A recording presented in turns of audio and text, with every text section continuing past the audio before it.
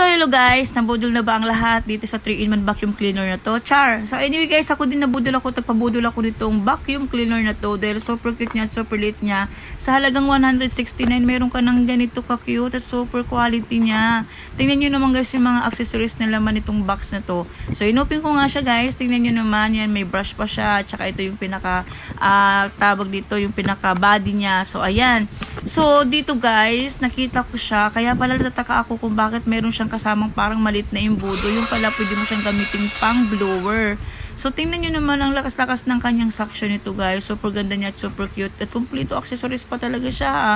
So meron siyang kasamang manual na maliit lang. Pero hindi ka nalugi dito sa halagang 169 pesos guys.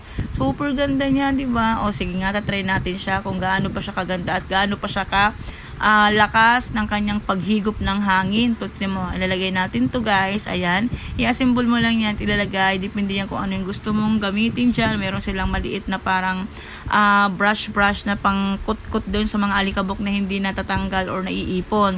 So maganda siya kasi talaga maganda din to, bagay din talaga to sa mga sasakyan na may mga, alam mo yun, yung maalikabok na hindi mo nadudot-dot. So tingnan nyo guys, ayan o, tingnan nyo kung paano siya nakakatanggal ng mga alikabok.